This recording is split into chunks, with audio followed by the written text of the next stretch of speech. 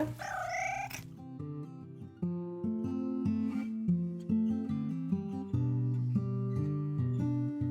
think one of my biggest fears doing this was leaving behind surgery and dentistry, which I really do enjoy.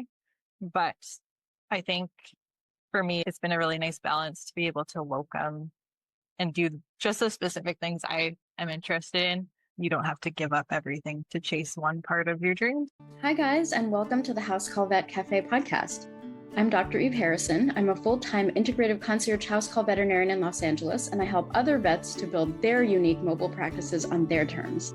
This podcast is for and by house call and mobile veterinarians, so it is meant to give our community a platform to connect, to share our stories, to lift each other up, and to support each other. Most of us work solo as lone wolves, right? So for me, it's been really powerful to be able to physically hear the voices of my colleagues from all over the world and to get a chance to feel that we truly are part of a community of very real other human beings who get it.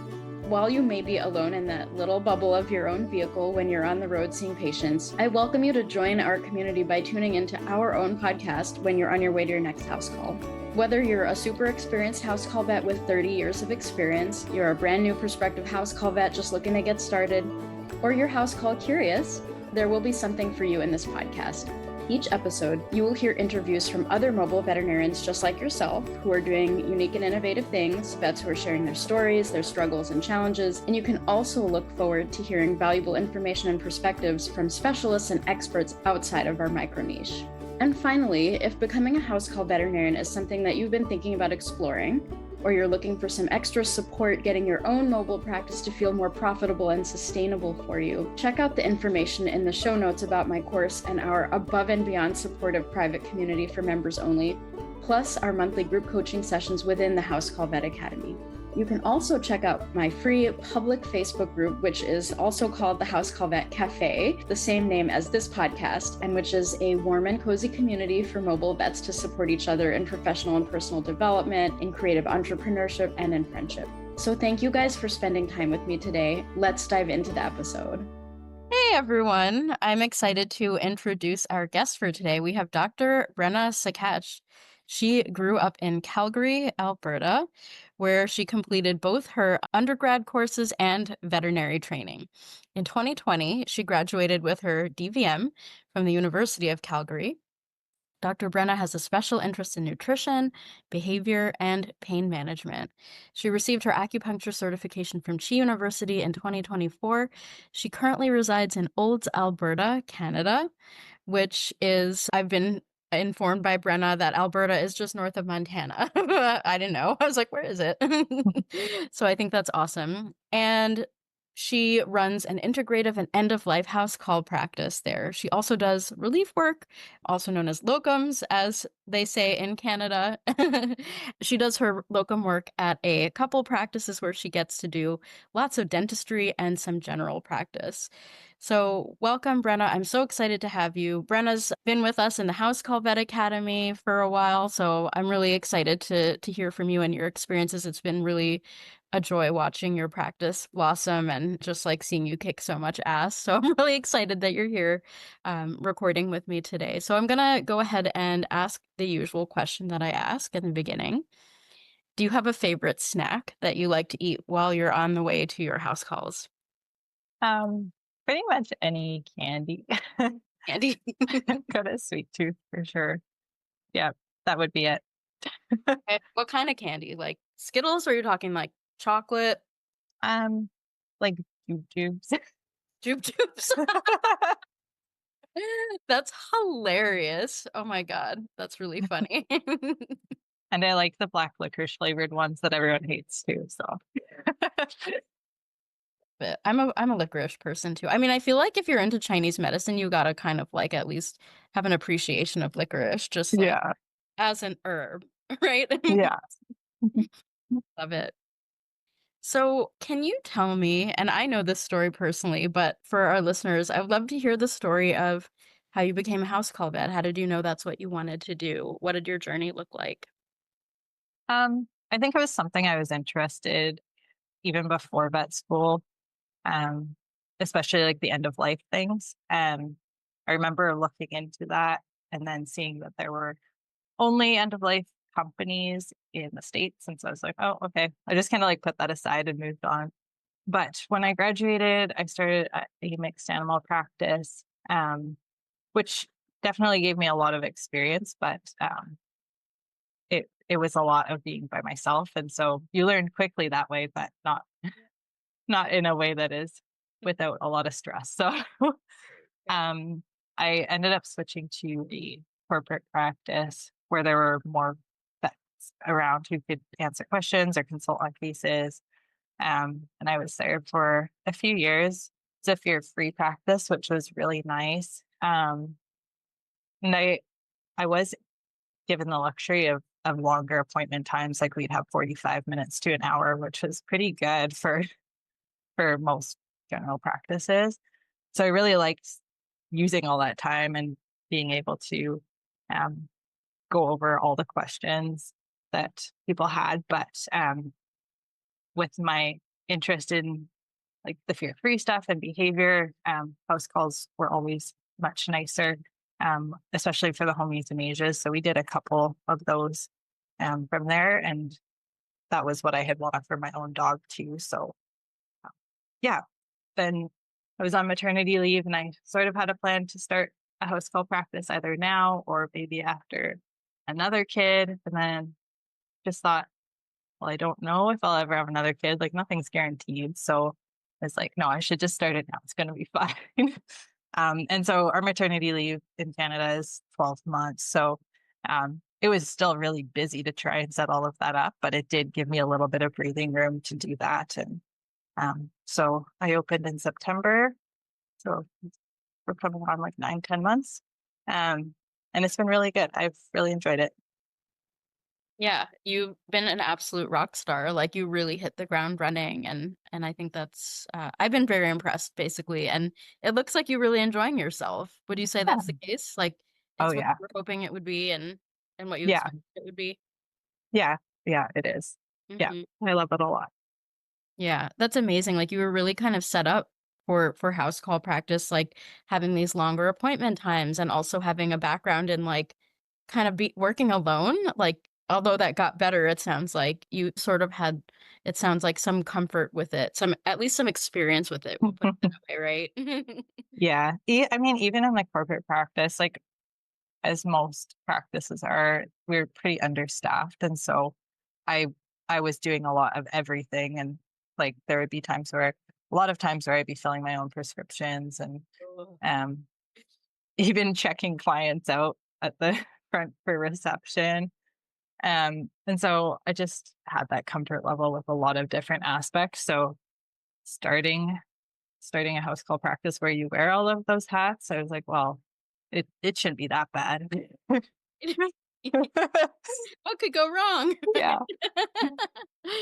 But I mean, it is interesting, like in the clinic, in situations where I've been put where we're understaffed and I have to do like things that are more on like the admin side or more like what techs would usually do and we would delegate in that way. It really angers me. But the thing is like in my own practice, that's what I'm doing every day. So it's interesting like how that sort of naturally led to your comfort in house call practice as well. It really feels different. It almost reminds me, speaking of like maternity leave, this is kind of unrelated, but it reminds me of how people will say things like, I don't really like children, but when I had my own children, I really loved them. And, it's like completely different. I'm obsessed with my kids, but I don't like children. And it's sort of like, well, this is my baby. So yeah, I'm happy to do all the things, but like, in a brick and mortar that I'm just like, this is just poorly run. No. You know what I mean? There's Yeah. it's an interesting parallel that sort of came up for me there. Yeah. On that note, that I'm exactly like that. I do not like kids. I was like, I will never have I don't really want children, but my husband really wanted children. I was like, okay. Like I'm just kind of indifferent. So if he didn't want children, I'd be fine with it. But um yeah, it's so different. It's yeah, the same thing. It's so different with your own practice, your own kid. So you were like actually one of those people. Yeah. Hilarious. Yeah. I 100%. don't think I knew that. Did I know that? I don't know. But anyway, That's funny. So are you still seeing mixed animals at all? Would you see like what animals are you seeing? I'm curious. Um, I'm seeing mostly dogs, cats, and then I've had one bunny patient. I did a decent amount of um, rabbit medicine before. Just I didn't really have a lot of mentorship. It was just I'm willing to get my hands dirty as long as they know that I'm not a specialist. I'm just there's just not a lot of availability here for that. If you need an exotics appointment and you're not already a client there, you're looking at like 6 to 8 weeks. So it doesn't really work when your rabbit has stasis and they have Yeah. 12 hours, you know. Um, on that note, I'm going to see a lamb tomorrow at a farm sanctuary who's got paresis in the back legs and going to do some electroacupuncture and see how that goes. So I guess a little bit of mixed, but not really advertising that. Oh, that's amazing. I mean, acupuncture really kind of opens a lot of doors too because it gets you like in contact with patients that are needing care that is not necessarily urgent. So it's like I don't know, that to me, the acupuncture has been sort of my like backdoor gate to working with goats and other Mhm. creatures that have not typically been in my like patient palette, you know? And I just Yeah, love it so much. That's so exciting about the lamb. Well, I hope you can help that little one. Like that's really yeah, cool. that'll be fun. There's actually another house call vet who called me about the case. She was seeing their potbelly pigs and told me about this case, and she's like, "You should call Brenna, and she can come do some acupuncture." So, yeah, pretty That's cool. amazing. Oh, potbelly pigs. That's like a bucket list thing. I don't have any potbelly pig patients, never have, but I want that. I want them. Yeah, maybe you'll Yeah, get to do acupuncture on the potbelly pigs next. And that's really awesome that your like local colleague is like looping you in and that's yeah. I love that. So you're in general, you're quite passionate about pain management, you said. I've seen you really light up with a lot of like holistic type of care, acupuncture care. Can you tell me a little bit about your interest in that and how you bring it into your house call practice? Yeah. Um, I mean, I think for a lot of interests that I have, and I'm sure lots of other veterinarians have, you tend to get interested in what is personal to you. And so I found with the things I'm most interested in, it's been my own pets that have been dealing with certain things. And then you're trying to figure out more ways to fix those things. Um, my my heart dog who passed away quite a few years ago now, she had some pretty bad elbow arthritis and liver failure. And so you're kind of trying to manage pain without pushing her into further faster liver failure with the anti-inflammatories. And um yeah, I would have loved to do acupuncture on her. I was just a little behind in the game there for her, but it's been something that's been really interesting. My own current dog, he's got some behavior issues, and um I've been interested in that, but even the acupuncture I've been using on him, and it's quite cool how well it works in some cases with that. So um, I just want another tool in my toolbox for my own pets, Yeah. and then other pets too, where you're like, I have no other options. I'm out of options. So it's nice to have some more tools. Yeah, it's really nice in my work as a holistic vet. Like I really relate to what you're saying that, you know, I started with acupuncture. I had a paraplegic cat and, you know, in searching for treatments for her and things to optimize her quality of life, it really brought me closer to holistic work. And I think in general, for our patients, it's really nice to not ever have to say there's nothing else we can do.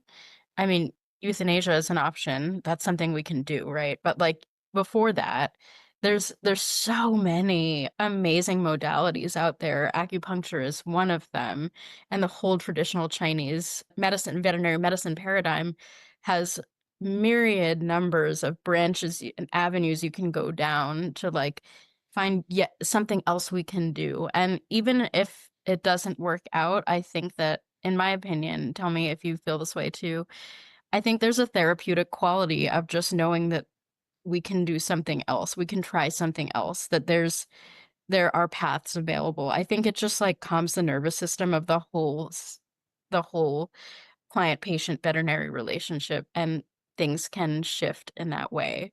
Yeah, Does for that sure. resonate for you? Yeah. The psychology even of just like having more options available. Like, we don't know if this is going to work, but we're going to give it a whirl. There's millions of, healing paradigms and treatments out there. Some are evidence-based, some are not, but, as long as they don't hurt the animal, why not try? Why not, let hope infuse the situation so that we can continue to allow the animal to heal in its own way and support it however we can. And if we can't, then we can't, right? But Yeah. at least we've offered as much as we can.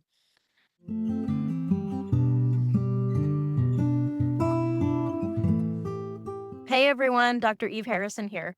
Whether you are a solo mobile vet feeling the weight of isolation, or whether you're struggling with boundaries or issues with your current client base, or if you're in the early stages of starting your house call practice and you're struggling with analysis paralysis and decision fatigue, you're trying to get enough patients into your practice to be able to start paying your bills, or you're someone dreaming of breaking free from the corporate life or your clinic life, but you're afraid to make the leap. Well, if you're any of those things, I totally see you. I know what it's like to eat lunch in your car while catching up on charts, to question if you're charging enough, to wonder if you can really build a sustainable mobile practice without burning out, and even know what it's like to wonder if the house call practice that you've already built with your blood, sweat, and tears is something that you can even keep going with, given how burnt out you might already be. But I also know that it's possible to thrive beyond your wildest dreams as a house call vet. And I know this because I've done it. And that is why I'm so excited to announce that registration is finally open for Our 5th annual House Call and Mobile Vet Virtual Conference, February 7th and 8th, 2026. This is not just another CE event. This is your first step towards transformation. We're tackling the real challenges of mobile practice, from handling red flag clients who believe that as a house call vet, you should be available 24/7. More importantly, we're going to be sharing proven solutions that help you work less while earning more, that help you work in a way that reflects your true worth, and that helps you build a practice that fits your life. Whether you're an experienced mobile vet looking to optimize your practice or just starting to explore this path, you'll leave this conference with concrete strategies that you can implement immediately to increase both your income and your time freedom. The conference is virtual. It's February 7th and 8th, 2026. And you can join from the coziness of your own couch while sipping hot chocolate and ordering your favorite Thai food while you're hand-fed gems of wisdom for your house call practice, and while you celebrate with your tribe. Here's what 2 of our veteran house call and mobile vet virtual conference attendees had to say. Dr. B said, day 1 of the conference, and it was fantastic. Speakers discussing the nitty-gritty subjects of medicine, the down and dirty ways to treat cats who may not receive treatment otherwise, and meeting other vets willing to take back the profession. I think I have found my tribe. I think it is truly the most excited I have been at a vet conference in a long time. Thank you, Dr. Eve, for all the time and energy you put into this. I cannot wait until tomorrow. And then we have from Dr. M, what a unique and engaging conference, even better than last year, and last year was amazing.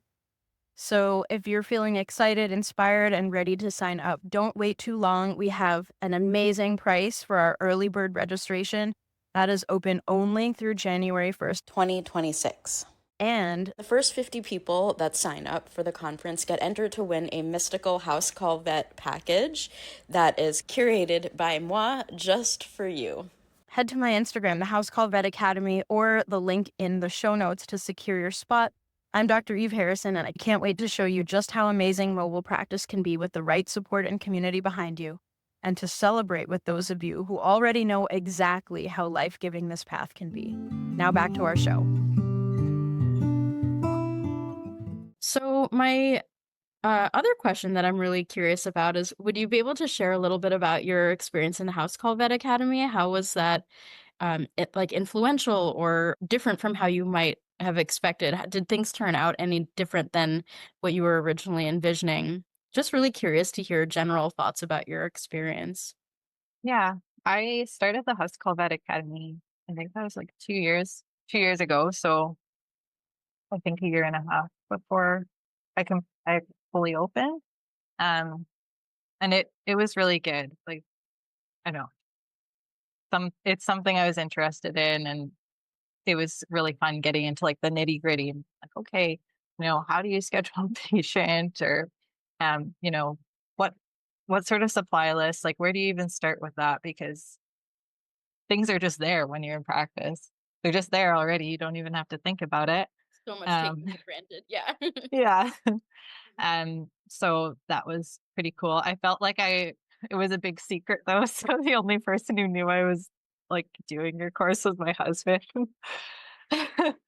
um, because yeah, I didn't really know who else to talk to about that. Um, but yeah, it was a really good experience. I have loved all of the videos and the group coaching calls and getting to meet other people in a similar spot as me, even though they're in different places. So yeah, it's been really good. I felt like even though you're kind of alone in it, you're not really alone. You have some back pocket people to help you out. So yeah. That's amazing. And you've contributed so much in our group spaces and helped other people who are, like getting started as you're really launching, and you're like now looking into, like, you have like advanced questions. It's really cool to see the evolution where you're like, what do I do about this situation? I'm like, she must be doing very well to have that problem. So it's been wonderful having you in the group, and I love that you're continued to be with us, and it's just been a lot of fun having you there. And I also got to party with you last year at our retreat.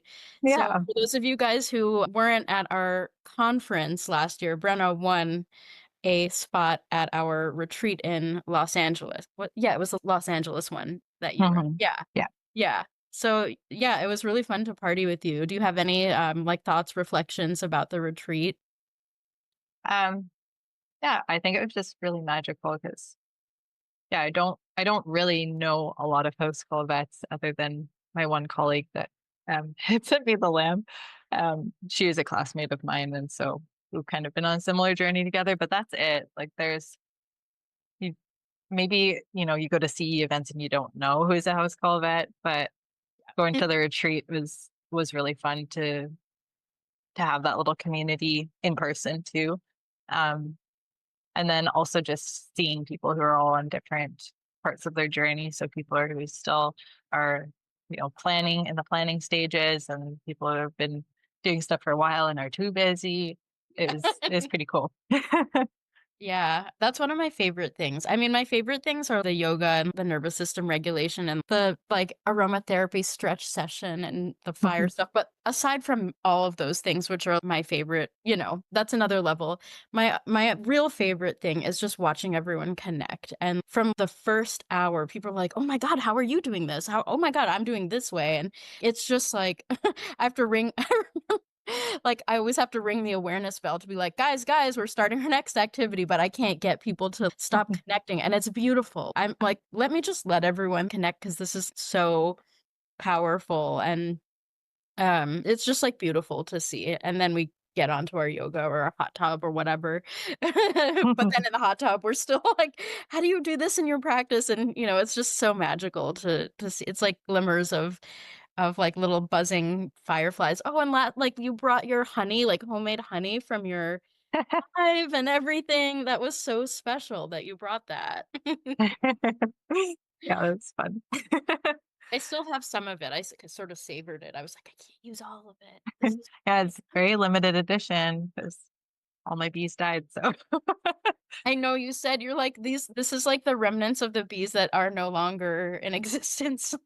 yeah, Sad. it was a good learning experience, but a lot of work. I have a lot of respect for people who are committed to that. Yeah. Do you think you'd ever keep bees again, or you're busy parenting at this point? Yeah. Yeah. I feel like there are too many things I'm interested in, and there's just not enough time to to be passionate about so many things, I guess. The curse and the blessing of the multi-passionate veterinarian. Yeah. Yeah. I'm curious, do you have any wisdom to share for anyone who's like either considering getting started with house calls, or maybe maybe even already has a house call practice and they're struggling with something, is there anything that you wish you had known or anything that you'd like to share with them that you learned along the way? I mean, I think what's really emphasized in the House Call Vet Academy is just boundary work. And I think honestly, like that was the most valuable thing for me, and being like, okay, yeah, maybe every other practice has a receptionist answering their phone. I don't need to answer my phone.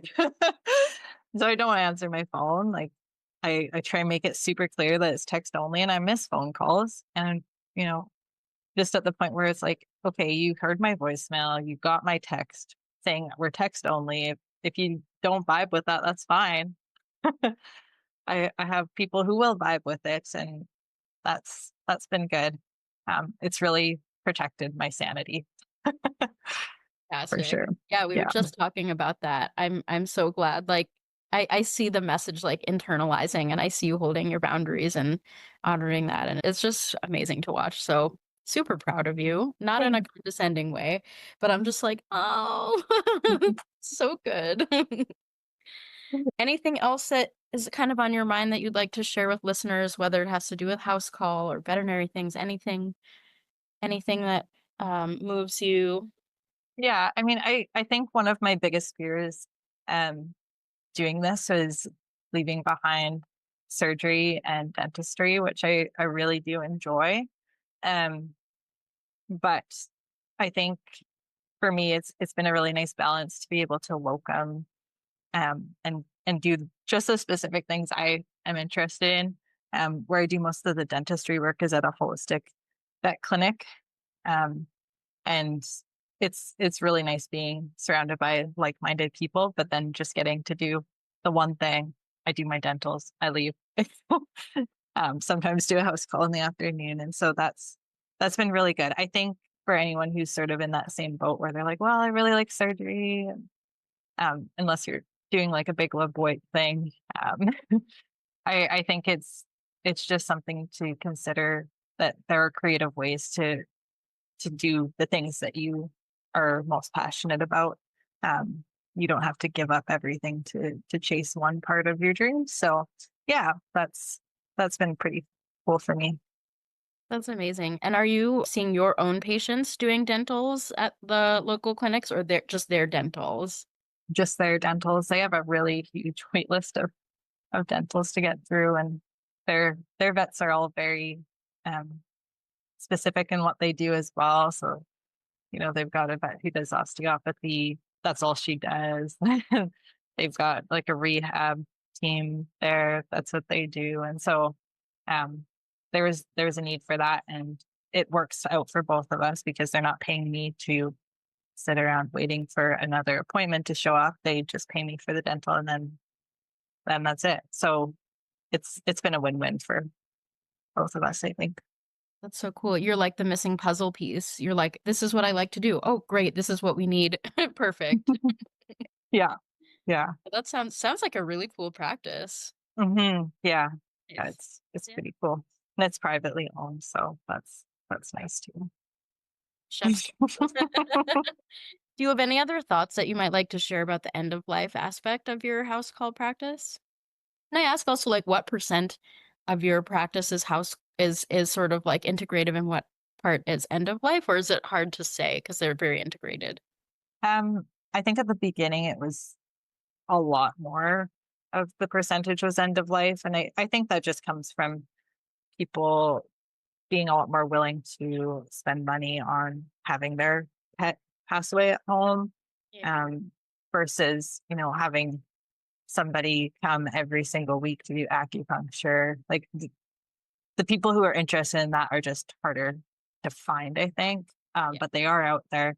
And so now I would say it's getting pretty close to a 50-50 split, which is good. Like I really do like the end of life care, but I know there are vets who are like, yep, this is all I want to do. I'm happy to just do this. And I'm not ready to let go of everything else. And so but then sometimes you're like, I just want to go and do this thing that I know how to do, and you know, don't have to to use my brain too much. Just just work on people's skills rather than having to investigate things. And so I think it's a really nice balance. I have done troubleshooting with other end-of-life vets, Dr. Liz, who you had on this podcast a long time ago, also in Canada. She's been really good about going over some cases that didn't go so well for home euthanasia, and just trying to figure out what I need to do to make that better. And that's been super valuable. So I think that just goes back to having a community of other people around you. Yeah. It's amazing. Did you meet Liz in the academy? Yeah, I think on the academy, and I think she was speaking at your conference as well.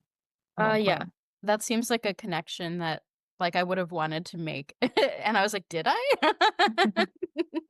Yeah, I think I was really interested in her story too, just like with balancing parenthood. And so that was a podcast I listened to before I ever had my kids. So yeah, super, super cool. I love the variety of people that have been on this podcast as well.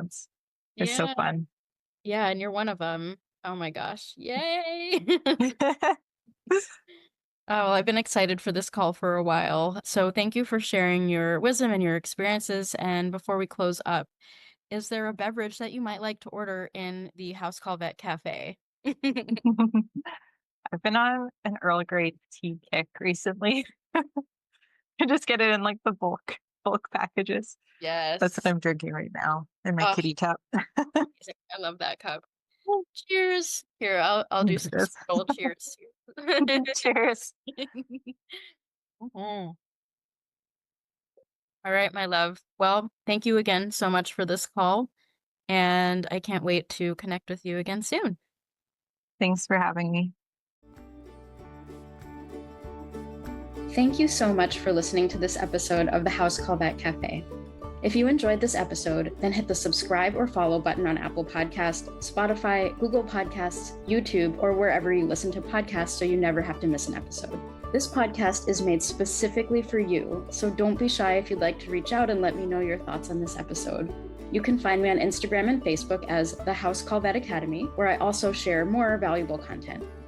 If you're interested in learning more about consulting for house call vets or the House Call Vet Academy online course and community, please click on the link in the show notes. Have an amazing rest of your day, and I can't wait for you to join us for our next episode of the House Call Vet Cafe.